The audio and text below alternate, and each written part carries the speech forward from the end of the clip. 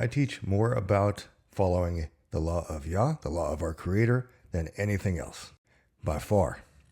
And one of the biggest misconceptions that people have about keeping His law is that we're doing it only for salvation. But you'll be hard-pressed to find any Torah keeper, any law keeper that promotes that. So where is this idea coming from?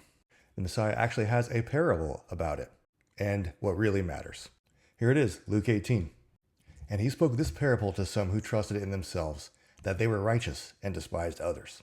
2 men went up to the temple to pray, and one a Pharisee and the other a tax collector. The Pharisee stood and prayed thus with himself: God, I thank you that I am not like other men, extortioners, unjust, adulterers, or even this tax collector. I fast twice a week. I give tithes of all that I possess. And the tax collector, standing afar off, would not so much as raise his eyes to heaven, but beat his breast, saying, God, be merciful to me, a sinner. I tell you, this man went down to his house justified rather than the other. For everyone who exalts himself will be humbled, and he who humbles himself will be exalted. So we see that this Pharisee is indeed trusting in his works. But the Messiah also has this to say about works. Not everyone who says to me, Lord, Lord, shall enter the kingdom of heaven, but he who does the will of my Father in heaven. And they present their case, saying we've done a bunch of things, and get told to depart from him.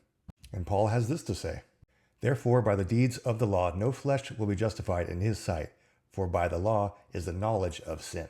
It's how we know what's right and wrong, because we don't get to define it. And then here in Ephesians 2, for by grace you have been saved through faith, and that not of yourselves, it is a gift of God, not of works, lest anyone should boast. So again, us who try to keep his commandments, keep his Torah, we agree with all of that. We know that it's not keeping of his law that saves us, but rather that keeping his law is fruit, is evidence of that salvation. Because remember, the Messiah also says this about his Father's law: whoever breaks one of the least of these commandments and teaches men so shall be called least in the kingdom of heaven. But whoever does them and teaches them, he shall be called great in the kingdom of heaven. For I say to you that unless your righteousness exceeds the righteousness of the scribes and the Pharisees, you will by no means enter the kingdom of heaven. That's a big statement, but it's also to say that it is possible to enter the kingdom of heaven if we are righteous, if we repent from our sinful ways. Sin is defined by Torah, by his instructions. It's how we know what is sin. So yes, we believe that salvation is through grace, and there's no other way around that.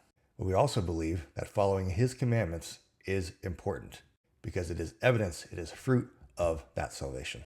Shalom.